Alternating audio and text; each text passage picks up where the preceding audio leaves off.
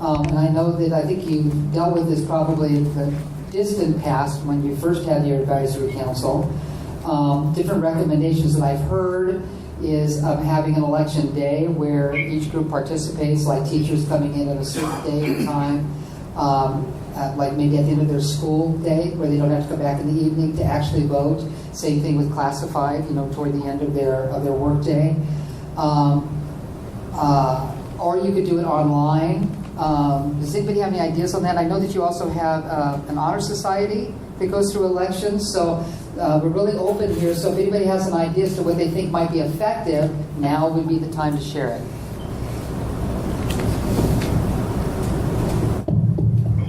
I think we need to utilize as many types of voting or whatever as possible. So using the website, having paper ballots, just so that everybody has access to it. I think that's going to be an important part of this. Now, is it possible to, how practical is this if someone, obviously people are going to nominate themselves, that they submitted a statement as well as a picture, so then post it on the web, so that people can actually see that before they vote. You give them an opportunity to make that connection and what's important to them. That's what we've normally done for like Honor Society. Is we'll create a MailChimp that has like a picture and the name of the person running, and then like a short bio, and then we also have like kind of a get to know you session that parents are invited to, where they can come and hear speeches from people that are running for Honor Society, and then the voting for our campus, at least this year, took place online. And I do like the idea of having multiple ways to vote. If maybe someone didn't get it online, or they wanted to take a paper ballot in the office, like that. Okay, very good. Anyone else? Yeah, we did that similar. I don't think, Jennifer, we haven't done like speeches for Honor Society in the last couple years. Yeah. Only the first year. But I do like the idea with MK. They're kind of like a meet and greet. And give parents an opportunity to come meet them face to face. But that would not be on a day that they vote. That would just be prior to the vote. Prior, okay. Yes. It's been most effective to get people out. Yeah, we had the voting open like that evening after the little meet and greet session. And so it opened at that time, but did it also close at that time? Or that just I think it was an online ballot. I think we had it open for like a week. Okay. I have to look back at my records. It was a few days. Okay. Anyone else? I was just going to say that if we do, to get the most turnout, if we could do it in conjunction with something else that was happening on campus, whether we create something that would bring people out, something that causes parents and families to want to come, that's when we've gotten our greatest response, because parents are on campus. In the past, we would do the Honor Society elections in conjunction with open house, because everyone comes to open house. That said, if we could come up with something, because this is new and fresh and exciting, that each campus could host on their, the meet and greet idea, but maybe we, in conjunction with something that causes them to come out, I think we would get a great response, and probably the majority of the ballots would be cast at that time.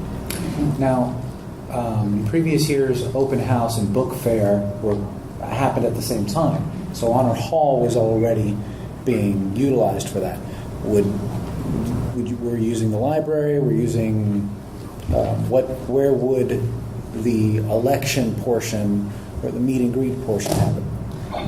Well, what also is going to play a role in that decision is what the nomination and election process and installation time, that whole timetable is going to look like. So why don't we hold that, and then when we go to the timetable. I have a question about participating from FLD.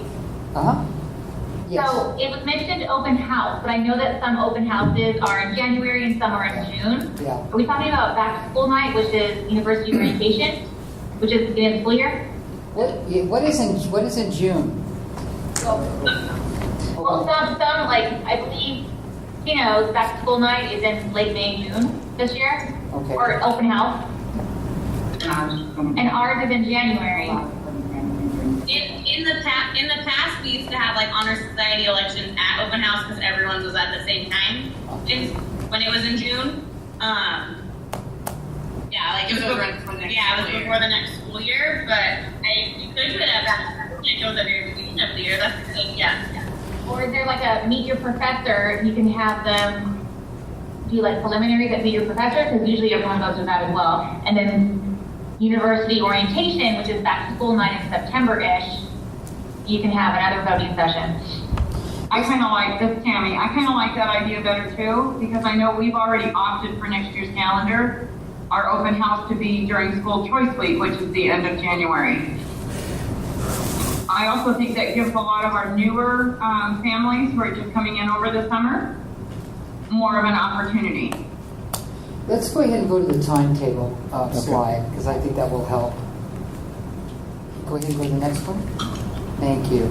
So we're a little under the gun right now. And we're a little under the gun because at our April 5th hearing up at the state, one of the questions that they had under governance concerns was the fact that we really didn't have an advisory council any longer.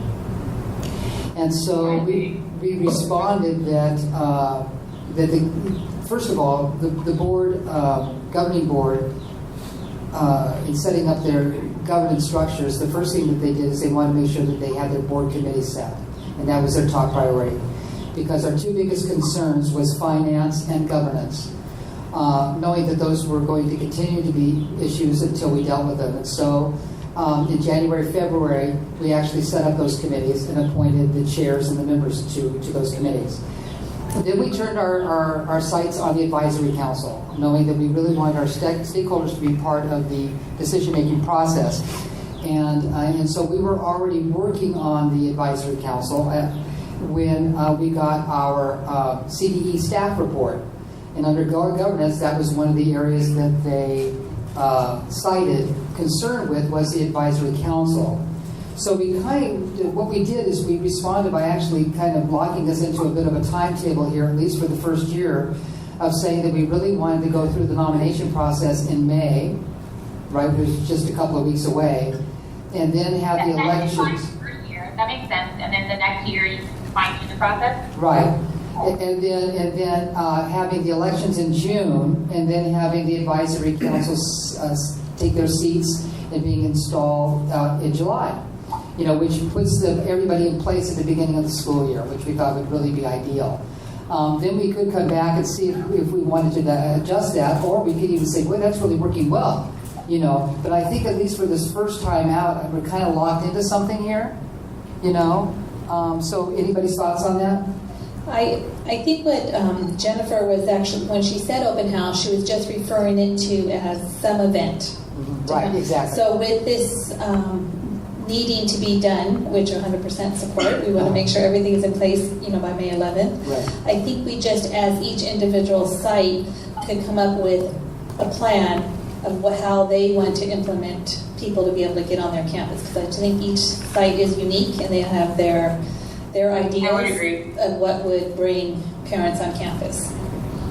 I would also say I would agree. I like the idea of doing it ultimately in the fall, because you have historically honor society elections at the end of the school year for the next year, and asking parents to volunteer for two separate groups within 3 weeks of each other. I just wouldn't want either group to not get as much attention and participation as possible. So if you kind of staggered it ultimately and had the school site council at the beginning of the year, then we could continue doing the honor societies at the end of the year, and we're not asking people to volunteer for two groups at the same time. Just a thought. Okay. It does give more opportunity for parents, though, if you did them at the same time. Probably just, yeah. Unless you think you have someone say, well, I really want to be on a committee, but I'll try for this one and then I'll try for that one. That might discourage something like that. Right? Right, and then some of the best work gets done in the summer. Right, time. exactly. I know people on vacation, but yet it's a time to reflect and a little bit not as hustle and bustle, and maybe they might want to meet at least once or twice in the summer as well. And see, that's another interesting discussion, because there's, like you said, there's a lot of groundwork, there's a lot of reflection, there's time for self-evaluation. I know that for our governing board, we use that time as well for that, as well as to kind of quick start the next year and things that we're looking at. So do you want the outgoing council to be dealing with those things, or do you want the new council to be dealing with those things? So I think that also plays into your timetable. Okay. Let's go ahead and move to... We're on the first slide of timetable. Right, so I think we can go ahead and go to the support. Okay. One of the things that we considered was, and we received a different input on this, but we want your input as well. Of the school chancellor, the idea is that they would not be a voting member, but they would be an advisor to the site council. Because keep in mind that each school will have their own advisory site council. And of course, your chancellors already have a voice. I think they're well represented. But the thought was that they would simply advise and not vote. Any opinion on that? Anybody want to share? I agree with that opinion. I think they shouldn't be a voting. However, SOC and Chino is very unique this year, and if we're rolling this out, we do not have chancellors, so we have deans. Right. So that's my only thing. If we want to change that wording to chancellors or site administration. But I do agree with being a member, but a non-voting member. Anyone else? Okay. The executive director will appoint a staff liaison. This is the person that will actually be the liaison between what happens at the site level, and then probably connecting. We've had different thoughts on this. That's why I'm struggling a little bit here. We definitely need, I think, a staff person to take the minutes, to send out the agendas once they've been decided. Can you, Jennifer? You're right there. Okay. And then meeting reminders. Pretty much what Jennifer does for us, which is obviously very helpful. So I would not like to see the councils operating without a liaison. You don't have to be responsible for all that themselves. But the other question that came up is, do we feel that these advisory councils should be responsible for taking minutes? Thoughts on that? Do you have like a secretary position almost, where they take notes and then like have agendas? Yeah, very much. I would think that may be useful. That way, if the board wants to look it over, or if they want to compare all the sites, right? They have documentation. Yeah, I would agree. I think a secretary, that's something that we could, the executive director, maybe not assigning, but they could actually run for that. If you had a secretary, I would honestly think that there needs to be one person within the advisory board that is responsible for that, so that every time the council, the board, or the advisory committee meets, there's always someone that is held responsible for making sure that those minutes are complete. And I almost think that either the executive director or the admin on site needs to have a say in who that person, they have to be able to capture quite a bit of data in a very short period of time and make sure that the data is concise and comprehensive for the board to review at any given moment. So is that So are you recommending one of the elected representatives, or a chancellor or Staff equivalent assigned staff person? The way that we have it in here now is that the executive director would make that appointment of the liaison on each campus, and it would be more like a secretary administrative assistant who is used to taking these kinds of minutes and used to dealing with these kinds of details, so that they would have a record. Even if the council had their own secretary, it would be much like what we do with our board. Albert doesn't sit there and take all of the notes. Jennifer does, but he certifies that they're correct, once they've been approved. So I think that's what I'm hearing here. Is that right? Okay, then let's go ahead and move on to the next slide. Okay, so now it's a matter of how regularly they should meet. Do we think that this should be up to each site council as to how often they meet? Should they meet once a month? Should they meet a minimum of so many times during the year? I would imagine sometimes the year are busier than others. I would imagine this year would have been a very busy year. So thoughts about that? My thoughts are, this is Tammy, once a month I think is a lot. Okay. I think it's a lot to ask parents, considering they're on campus for so many other things as well. Uh-huh. I could almost see a bi-monthly or, every other month. But I think once a month can be a little inundating and would deter from getting us the volunteers that we need. I think we need a limit on how many you need per year, and then having campus figure out when they want those to be based on their calendars, since our calendars are a little different.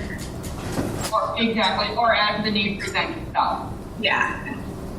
Yeah, I agree with so many a year, only because like around the holidays, if you go to every other month, you feel like you have to have one. So if that every other month falls in December when we're only in school 2 weeks, I think just so many a month, maybe at least 6 times. So minimum 6? Yeah. And then, I don't know who said it, but whoever said it, each site would schedule those meetings. Talking out of a 9-month period, correct? No, we're actually talking out of a 12-month period. It's 12 months? Uh-huh. You're interfering with vacations and everything else and for summer. Well, again, they'd be determining their own schedules. Right, and that would be what they would do at their organization meeting, which is their first meeting each year. They would actually set their meeting calendar for the year. And if you note on there, they are allowed to call special meetings. So if something was coming up, that's one of the challenges, is because the board agendas, and they're obviously going to be dealing with school sites, specific school site issues, right? Safety and other items. But when they want to address something that's specifically coming up on a board agenda, we don't know our board agendas until like a week before, so we'd have to work a little bit more closely at least to know that something's coming up within the month and something that would be valuable to have input on and stay in communication. But that's the only thing that concerns me with every other month. But again, if we write the bylaws in such a way that it says that the chair can call special meetings, that addresses that and that takes care of it. And it's similar to Honor Society. They're a 12-month. They do a lot of work in the summer, but they do it around their schedule. Uh-huh. With not that many people on the board, it's a little bit easier to get some down. And as long as we're open and give parents an opportunity to come to the meeting, I don't think we could help with vacation. That's all year, whether people are available or not. Is there an issue with teachers being off on the summer and being a part of this committee? No, I think that's something just like our teachers are here all the time. And as long as they have it in advance, that's something I know lead teachers have actually start work earlier. So I think maybe you're probably looking at 1 month that maybe there's no contracted teacher. So am I hearing, because I've heard every month, and then I've heard like bi-monthly, every other month, for a minimum of 6. Would we like to start with a minimum of 6 and then see what the demand looks like? And they can always obviously alter their bylaws, but leave it up to each campus. First of all, do we want to leave it up to each campus? Yes. Okay, I'm hearing. This is Dennis Bond with SOC. How would it be to look to start with a minimum of 5 and then increase based on demand, based on the campus? Then we can spread it equitably throughout the school year. And like you mentioned, there are lead contracts that extend beyond the end of the school year and the beginning of the school year that are different, which allows us additional time to help out. But this gives us a little bit of flexibility when it comes to scheduling additional meetings based on the need per campus rather than locking in a specific one every 2 months. Well, I think it's going to be advisable. I know if I was making a commitment like that, I would like at the organization meeting again for them to set the yearly calendar so that everybody knows a full year in advance what those meetings are going to look like. I think it's so I've heard a minimum of 5, minimum of 6 every single month. So do we start at the low end and then work our way up based on demand?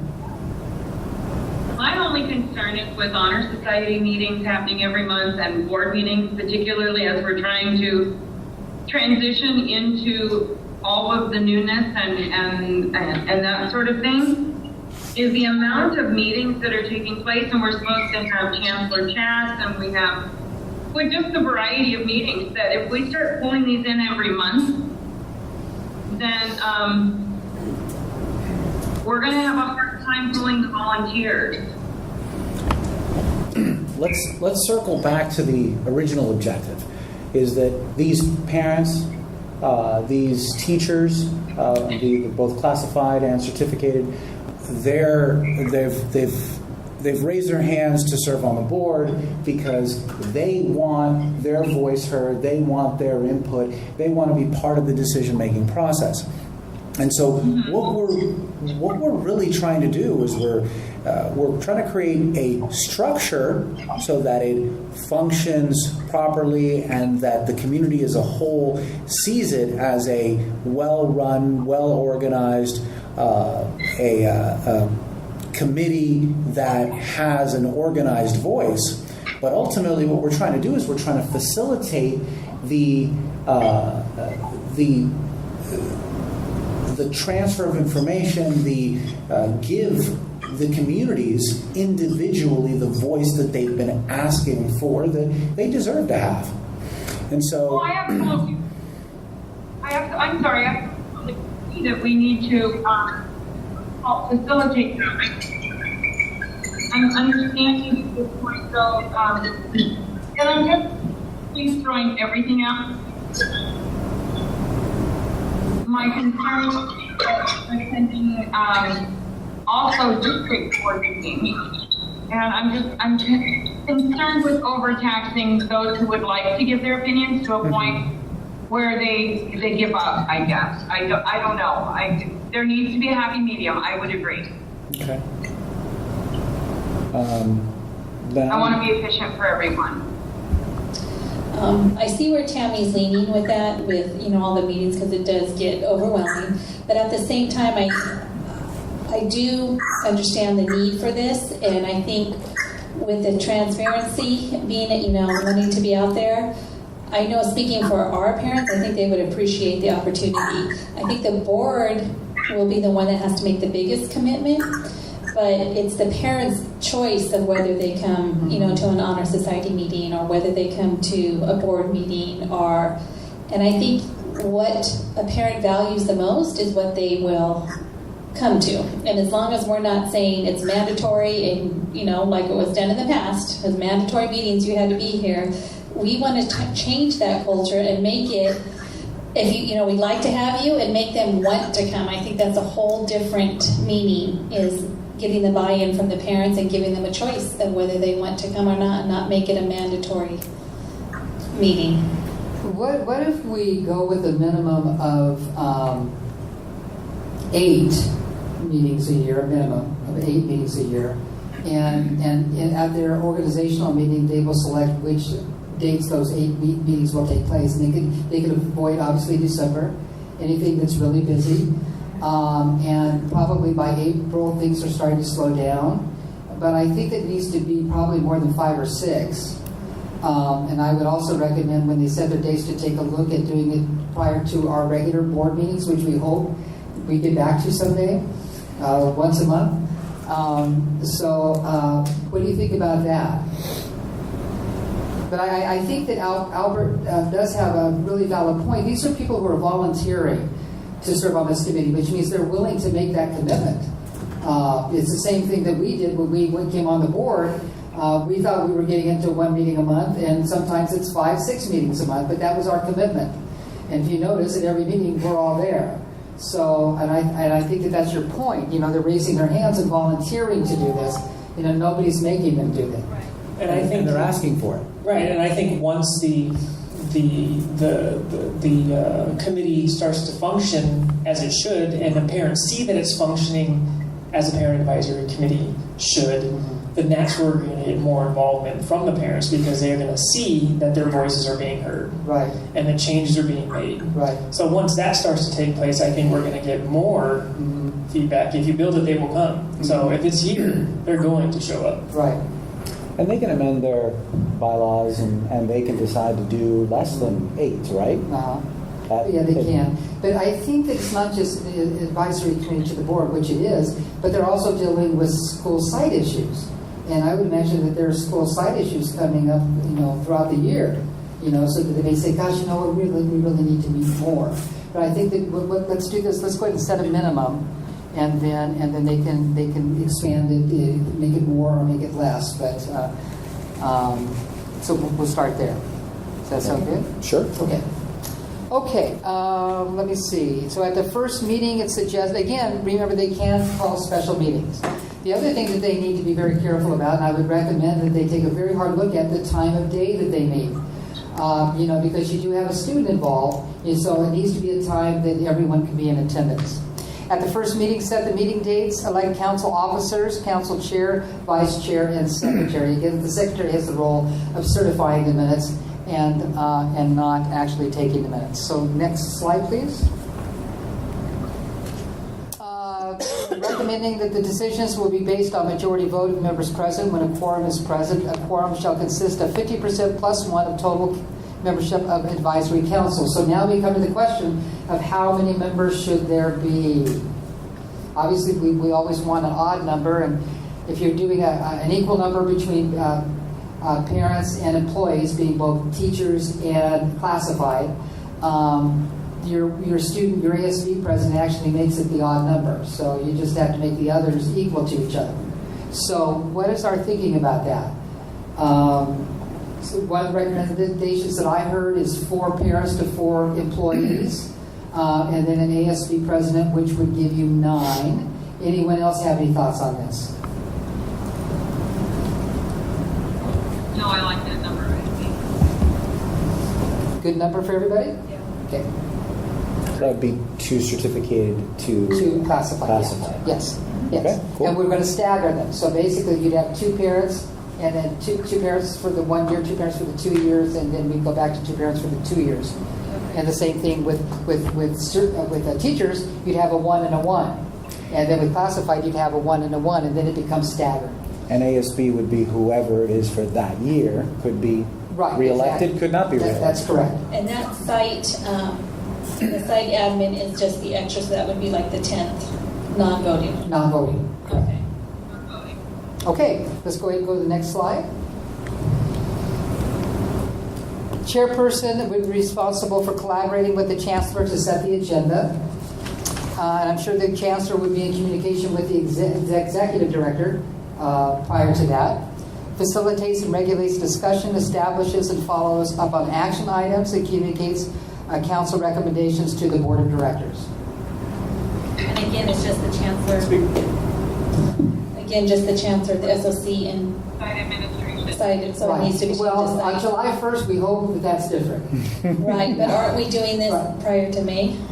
You talk about for the election, but the first meeting will be in July. Right, but if we're going to present this to the state, are we presenting what we're... No, they're not going to ask the Okay. specific. It's just that we have laid out, Okay. that actually our first meeting will be in July. We're starting the nomination process in May. Yes, and And it the really election's in goes June. July. Yeah, yes. So I just don't want to get us into any... Okay. And I would think that the verbiage doesn't necessarily lock us down. Oh my gosh, it says chancellor. That means, you guys can't. all the time. Right, exactly. we're doing. Fair enough. I don't think they're I going see to where you're drill coming that far from. down into the weeds. Okay.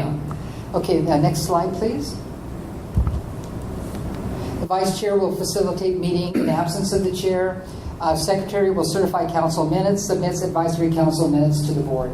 Obviously, I think that would probably be via Jennifer. I think that would come through you. Yes. Yeah. Absolutely. Okay, next. Duties of staff liaison, responsible for taking accurate meeting minutes, records all votes, distributes council agendas, supplemental documents 1 week prior. It's the same thing that Jennifer does for us. Orientation. The Board Governance Committee Chair and Executive Director will offer an orientation each year. This would be after they are installed, that focuses on board policies, procedures, and expectations. Any comment on that? I think that's a really important part of the education process. It helps get them ready. Anyone else have any more comments to make on the Advisory Council? Okay. The next item on the agenda is our governing board job description. We pulled this from the last meeting. We were going to approve it, and then we said no, we wanted to take one more pass at it. And specifically, we noticed that there were some important items that were missing on our job description, and that was staffing and personnel. So that has been added. Let me read what it now says. Reviews and approves personnel policies and revisions. Hires and terminates upon recommendation of the executive director all personnel. When the board disagrees with the personnel recommendation by the executive director, the decision of the board is final. Approves salaries and compensation policies for all school personnel in compliance with any applicable state laws. This is obviously what we have been doing, but it just hasn't been codified. Reach consensus on the executive director's job description, hires, evaluates, and terminates the employment of the executive director, establishes performance goals for the executive director and communicates goals to the executive director, annually reviews the executive director's performance and reevaluates the executive director's employment contract. I think we also added items to the finance and budget, since that's also another area that there were concerns. Reviews, adopts, and amends the annual budget as well as interim and annual financial statements. Reviews and approves the fiscal management and internal control policies and any proposed amendments. Finance Committee Chair, on behalf of board, works and collaborates with the executive director to recommend the selection of an auditor and meet with the auditor prior to the full board and audit review approval. I think that's one of the biggest changes that you've probably seen in our finances, is that our finance board committee is very involved now in the audit process. Reviews and approves the audit report, monitors the responses to the audit report and implementation of recommendations, approves accounting policies, and ensures the board has the proper training to be effective stewards of public funding and to ensure compliance with the Brown Act. Ensures adequate insurance is enforced to cover students, staff, visitors to the board, and assets of the school. So I think those were the two major areas. The only other area that we added was academic performance monitoring, annually reviews student performances based on state and federally mandated assessment and sets goals for academic achievement, periodically reviews student performance based on school level assessments and sets goals for student achievement on school level assessments, reviews and adopts academic policies to achieve the student achievement goals, approves all academic performance reports to all federal, state, and local agencies as required by law, approves a local accountability plan, and annually reviews, updates, and approves it. I had a question on that may be just my own orientation. On the LCAP, what is the process on that for parent involvement? Do we have surveys? Do we have meetings? And what is our timetable? What is our calendar for that?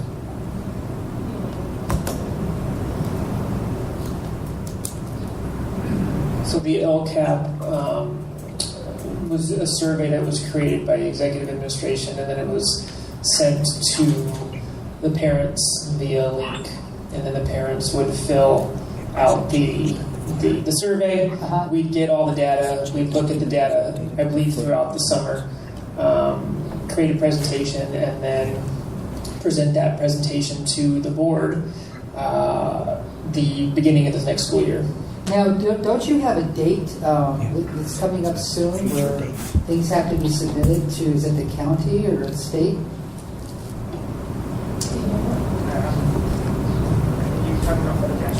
Don't worry about that. Are you talking for the dashboard?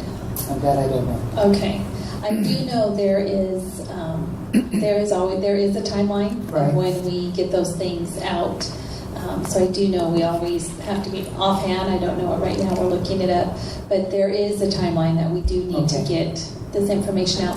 As an incentive for parents to fill this out, because we do know how important it is, that is the homework for that evening for the kids, to make sure their parents fill that out. And so we do make that an all-school, no homework night to show, and then they print something up at the end to show that they did complete the survey. Do we ever have parent meetings on this, or is it all handled through surveys?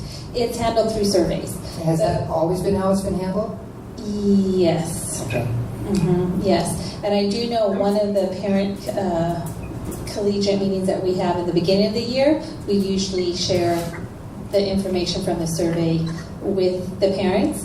But we do use that survey quite a bit for developing our staff developments in the summer, and we do share all that information with the staff. One of the first meetings that we have of the summer. And I think that's one of the questions that, as you know, preparing for the April 5th hearing, I watched like 20 hours of hearings, and I've just started the process for the state board. And that's sometimes one of the questions that comes up. You know, how do you push the LCAP? How do you get your parents involved? You know, so that's something I definitely think is going to come up. So that's why I want to know what the answer is. Right. We do know how important it is, and that's why we do make sure we get incentives from all the parents and make it a big deal to the kids as well as to the parents how valuable their input is. Right. Yes. Okay. We approved last year's at the June 29th meeting, so I would anticipate that will be rapidly barreling down on us for this year as well. Now, is that for board approval at June 29th? Yes. Okay. So that means you've already you should be starting your process now, right, to have it ready for the June 29th meeting. Okay. June 29th, May 29th. Last year it was our June 29th meeting. This year it will be a different date, but I believe it has to be done by the end of our school year. Okay. Right. I think we do it right towards the end of testing. Okay. When is testing over with? The last week in May. Last week in May? Mm-hmm. And do you do each grade level at a different time, or how does that work? I know The schedule, the way that it works is, it depends. So throughout the week, every grade level, 3 through 8, will test. With the technology, we have to stagger the start time. So 3 through 5 will be in the AM, and then 6 through 8 will test in the PM. And then so that'll take place for a 3-week period, and then we'll do makeups the following week. Okay, so by Memorial Day we're done, essentially. Okay. Okay, Albert, did you have any questions on the job description for the governing board? No, I was really happy with it. Okay. A lot of the additions and the closing of the document, I was really happy. Okay. And so then, I don't know if this had already been submitted to legal, but I will ask, and then I think we're ready to bring it back to the board for a vote. Okay? Agreed. Excellent. Okay, anyone else have any other comments? I want to really thank you for coming out. I like this style of meeting. I like being able to just brainstorm. I think when we put all our brains together, we're pretty smart, you know? So I want to thank all of you for participating. We will definitely take this back to the board and get this set up for the election process. Okay? Do I have a motion to adjourn? I'll make a motion. I second. All those in favor? Aye. Okay, we're adjourned. Thank you, everyone. Thank you. Thank you.